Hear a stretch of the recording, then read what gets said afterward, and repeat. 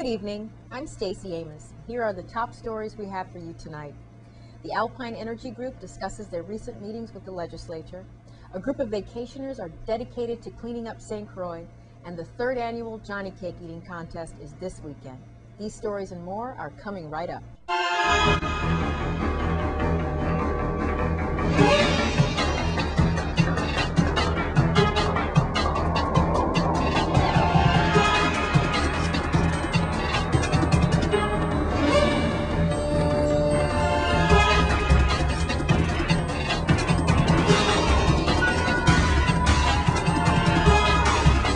In our top story, the Alpine Energy Group appeared on Holland Redfield's show, Straight Talk with Redfield, earlier today. And here are some of the highlights. We have the Alpine Group here, and we're going to be discussing this upcoming project. Last night, it is my understanding, it went to almost 12:30, and obviously there were a lot of questions being asked, and they're going to resume, I believe, this evening over on St. Croix. And first of all, I've got Don Hurd here, who is the president of Alpine. Let me ask you specifically, last night, what did you yourself get out of these hearings, and which areas do you think that there should have been some more understanding? Much of what was expressed last night by the testifiers, we certainly understand. You know, their desire for recycling, and our plant is a major recycling facility. Their concerns about air emissions. Our facility is and will be one of the lowest emitting facilities in the nation. You know, we're about 80% below the standards that EPA sets forth. There is a misunderstanding in the community about how the project comes together, what our role is, and what our experience is. And we've tried to explain that, and that is that Alpine is a developer. Our job is to bring together the team that executes this project. And, excuse me, our investor, Energy Investors Funds, is a company that's 24 years old, and currently they own 50 power plants. So when this project achieves financial closing, they become the major owner of this facility. So we bring together the parts. They invest in the facility working with us, and when we achieve financial closing, they take the project over effectively. So our experience combined with theirs brings forward to the community a team that has, you know, 25 years of experience at a minimum in this business. All right, you're repeating this now. Why do you think the connect is not there? And I've heard you say this during Alpine 1 and Alpine 2. And let's talk about Alpine 1. That was with Petco. We're now in Alpine 2. Why do you think this connect has not been there when you've explained this? And where do you think the problem is with the connect? It's driven largely, I believe, from the requirements of the RFP. That the company needed to be in business for 3 years, and you know, have some appropriate experience doing what we did. And when we put our proposal together, it was our team as well as the EIF team. So you looked at it as the collective experience. Absolutely. Because in many cases you have what we call facilitators. We're talking about initial companies are being put together by a group, and then you bring together an all-star team. So what your argument is that you did comply with the RFP. Oh, certainly. And, you know, we didn't judge that, of course. We put our qualifications forth, and we were deemed to have met those qualifications. I'd like to add that, you know, this business model is a business model that's been in place primarily since 1980 or so, when laws were passed that allowed non-regulated entities to develop power generating facilities. And so companies were put together in this fashion, and this has been deployed around the world. There's been hundreds of billions of dollars put into facilities around the world that have been developed in just this way. And as you go through the contracts that we have in place with, you know, the power purchase agreement with WAPA and our agreement with Waste Management Authority, those are rigorous agreements. And I know that individuals in this community have reviewed those, and they agree. They're rigorous contracts, and we have significant obligations to meet, or we pay significant penalties if we don't meet those. We want to thank Earl Morris for providing us with that footage. Most of us want to take a vacation from cleaning, but this group is actually using their vacation to clean up St. Croix. Here's Glenn with the story. And I'm out East End, and we were driving. I saw some folks on the road cleaning up, and they weren't wearing orange fatigue. I said, they're not from the prison. They must be, people here in the community doing their part, and we all got to do our part to make this island work. I'm here with Honest Intentions, and I'm here with a group of guys here. They're going to give me their names, but you're more or less the leader of the group, right? I guess I'd be the leader of the group. What inspired you guys to come out here? It's about 85 to 90 degrees to work out of East End. We passed you guys covering a lot of grounds out here. Well, we certainly are, and to be honest with you, I don't live on the island, and I've been down 4 times this year, and I just love the island, and I noticed a lot of garbage along the roads, and I just wanted to do something to give back to the island, everything that it's done for me, and all the joy that it's given me, and so I decided to start this fundraiser called Honest Intentions, and then I thought the high with the hand, it worked well, and I own a t-shirt shop, so I made up t-shirts, and I just got on Facebook and started promoting it. And actually, this is the first time I've met some of my friends here. I just told them to show up at the deep end, and let's start somewhere. I didn't even really know where we were going to start, but we just thought, hey, let's get out there and let's pick up some of this garbage and just have a good day and feel good about helping out a little bit, and give it back. Now, you said you're not from here. You come, thousands of miles, a couple thousand miles to pick up trash in the Virgin Islands. Well, that's right. Yeah, I come from the Quad Cities, which is Illinois, Iowa area, right along the Mississippi River, and I've helped out a lot along the Mississippi River with cleanups, and you wouldn't believe the garbage that you pick up, and people throwing washers and dryers and tires. And so far today, I think we've got close to 25 bags of garbage that are busting at the seams. We found tires, hairbrushes, garage door openers, stop signs. We found him out here in the ditch. Okay, you got a website? I mean, these t-shirts, are they for sale or what? Well, I don't actually have them for sale. I just made these for the event, and I thought it'd be a good way for maybe as an incentive, everybody gets a free t-shirt if they come and help out. But we're on Facebook under Honest Intentions, and it's just a non-for-profit idea that I'm just trying to start.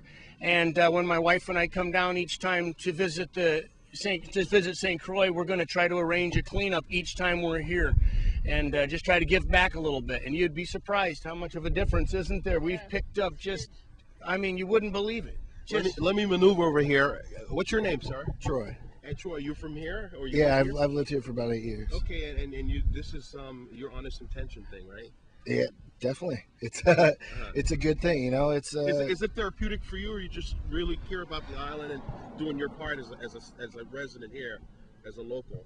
I think as a resident, everybody, I'm a firm believer in not littering. I'm from the Northwest. We're pretty, what's the right word for it? Politically correct and big on not littering and recycling and things like that. And so it's kind of natural for me. Now, a lot of this stuff, they had the Boys and Girls Club, I think, had a recycling program. Are you guys recycling this or any of this stuff, or just because I know that someone had dropped the ball along with the recycling system. I used to collect aluminum, but that kind of went by the wayside too. I don't know if it's come back. I used to give the aluminum away to somebody. I think today it's just the idea of getting it up off the ground. It's like he said, it's our first time, not a lot of organizing, but maybe with the word out there, some people can contact and get things even more organized. You got some local contact number? Anyone want to participate in this? You guys meet every day or every other day, or? Yeah, well, this is just a one-time event. It's just a start, and like I said, each time that I come down, I'm going to try to arrange an event on Facebook. It's Honest Intentions. And that's just where we're going to start, try to get some sponsors to help pay for garbage bags and gloves and just stuff like that. Otherwise, all it takes is just a little bit of humanity, and a little muscle and a couple things here. So hopefully this will be contagious. What do you think? I hope so. I know I'll try and do my part for sure. And your name and you? I'm Sally. I moved here a month and a half ago, and And everything is so gorgeous here except for all the trash. So it's I've been very welcomed here, and I want to do my part too. As they say, every man's trash is every man's. It could be another man's treasure. And obviously, you guys are just like, you live here, but you haven't been here very long, and it's speaking volumes to me that you guys are coming to a place that you're not and doing your part, and hopefully this becomes contagious to a lot of people watching tonight. From myself and my family and all my friends here, we appreciate it, and if I can tell anybody anything as far as inspiration goes, the next time you come up to a stop sign, don't throw your beer bottle in the ditch. And once again, the website, if you want to get in touch with of course, it's on Facebook, Honest Intentions. And yeah, drop a line, say hi, join as friends. Otherwise, my personal Facebook is on there as well. And, it's a way to get started. So we'll see where we can go from here. I know this little baby when she was kicking in her mom's stomach before she was born, and she's out here too. How you guys doing? We're doing good. This is Kyler.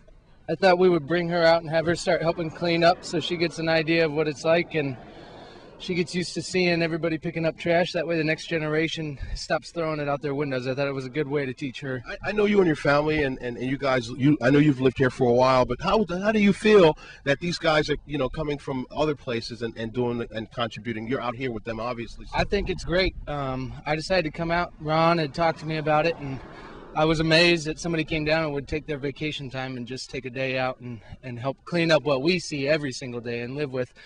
So I said, yeah, I'll jump on board, and hopefully next time he comes down, we can get more people and get this growing and get a bunch of people out. Yeah, we had, I think, a total of just eight of us showed up and a baby, 8.5. But we got shots of her picking up trash and so, putting that yeah, all and we got lots of pictures. Baby, Jamie. Say hi, Mama. Hi, say hi, Mama. Say hi, Mama. All right, man. It was nice hanging out with you guys. Thanks for what you guys are doing for the island. We definitely appreciate it, man, and definitely come back and visit. Thanks, Glenn. That's great that folks are cleaning up St. Croix while on vacation. We'll be right back.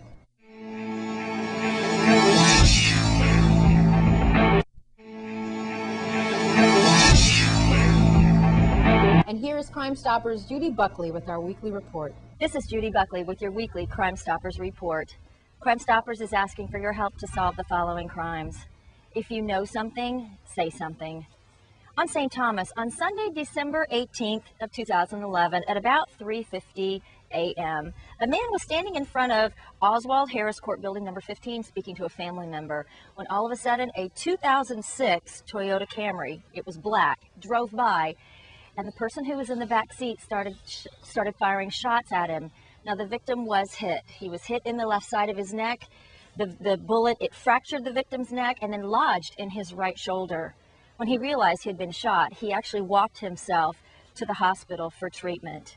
If you have any information about this crime, call Crime Stoppers. And on St. John, on January 5th of this year, at approximately 3:45 in the morning, police were dispatched to the Myra Keating Clinic because 2 Hispanic males had been involved in an altercation. Now, when they got there, they'd been pretty severely wounded. One of them had had a laceration that required 5 sutures. That one was on his forearm, and the other one had a deep cut on his forehead that required about 10 staples. Now, apparently the men had been out in Cruz Bay enjoying the nightlife when this happened, but when the police talked to them, they did not want to cooperate and give up any information. So if you know how this incident occurred, again, call Crime Stoppers and let us know. And on St. Croix, on December 21st of 2011, Kmart West in the state Kane was robbed. Now, the perpetrators, there were 4 armed masked males. They forced the assistant manager to open the door, and they got in there and they forced all the employees on the ground. And then they at gunpoint, they made them open the safe, and they ended up taking an undisclosed amount of money. After that, they went out and they stole the assistant manager's car, and they fled. Now, the vehicle was recovered later in a state Hogansburg in Frederickstead. Okay, folks, I have a lot of numbers for you to keep up with. Since our start date in January of 2009, you have submitted 1,427 anonymous tips, which has helped law enforcement make 127 arrests, recover 79 illegal weapons, and recover almost $270,000 in stolen property and cash and illegal drugs. We have approved 127 rewards, but we've only paid out 55. So if you have submitted a tip to Crime Stoppers in the last 6 months or year, please call us and find out if one of those rewards is yours. Crime Stoppers is still run solely by volunteers. So if you want to be a part of the effort, you can log on to our website, listed right there on your screen, www.crimestoppersusvi.org, and learn how you can be a part of the solution by becoming a dues-paying member. This has been Judy Buckley with your weekly Crime Stoppers report. Thanks, Judy. We'll be right back.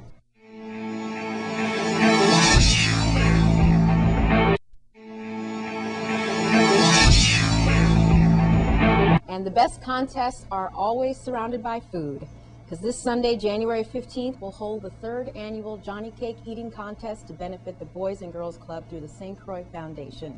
Here is Glenn with those details. Stacy, I'm out at Ziggy's Island Market out East End. I'm here with David Hike, the owner for the gas station, who's actually a corporate citizen, as we call him.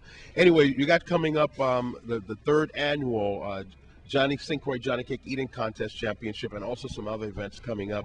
You want to tell us about it? Absolutely. I'd like to invite everybody out here Sunday afternoon, 2 o'clock. That's this Sunday, January 15th, 2 o'clock. We're starting with pig roast. Some of the local restaurants are donating food. The entire Johnny Cake Eating Contest is to benefit the St. Croix Foundation and the St. Croix Boys and Girls Club. So all the benefit from all the money from the food, from the raffle that we're having with some great prizes donated by the local businesses, as well as the proceeds from the Johnny Cake Eating Contest are getting donated to these great organizations. Like I said, 2 o'clock, we're starting with the food. The Johnny Cake Eating Contest themselves starts 4 o'clock sharp. We're going to have 12 participants, and we're expecting a good battle.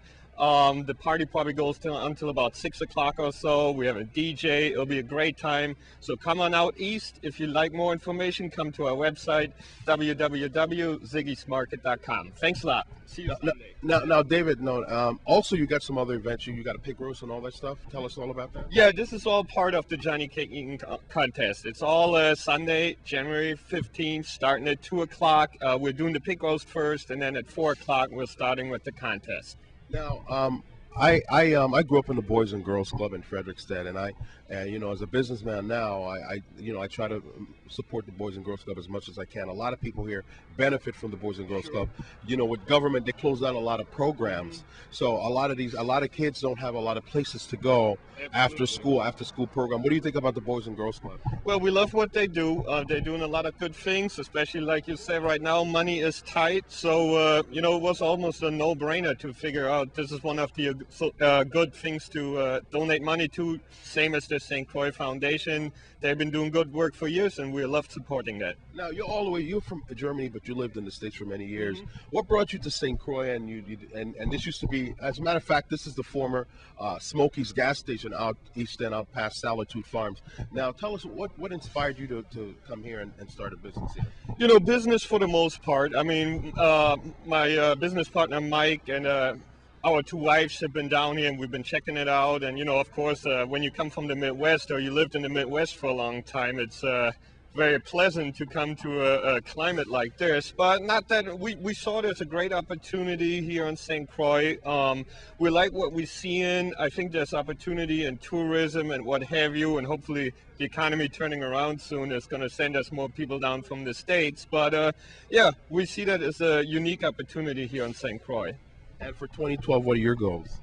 As always, starting out on Sunday, we want to beat last year's numbers. Get a couple of $1,000s for these worthwhile causes, and really your viewers and the contestants can help us with that. And from there on out, just do what we've been doing. This is a very community-oriented gas station. We do many things here. We're not just selling gas. We have a restaurant. We have a little bar that's a happy hour bar. It's the libation station that's open in the afternoons. And really enjoying life with our customers and doing good business. I'm definitely I definitely know that people will definitely come out and support you. But definitely, we're reminding everyone again, it's the 3rd annual St. Croix Johnny Cake Eating Championship. Yes, sir. Time again, just recap the time again. Okay, this is this Sunday the 15th, starting at 2 with the pig roast and the DJ, and then at 4 o'clock we got the actual eating contest. So come on out, we got some great prizes. Don't forget about the raffle. All local businesses, they sponsor some great deals. Tickets are really cheap, so everybody can have a chance to win. All right, thanks, David, man, and great to meet you, and nice working with you again. Hey, Anyway, definitely come out and support. He's doing this for a great cause for our people here, for our children here in the community, to support the Boys and Girls Club, and money proceeds go through the St. Croix Foundation, of course, which is a fiduciary company, Roger Dewey and the crew. Anyway, I'm Glenn out Solitude East End at Ziggy's Island Market out East End for News Channel.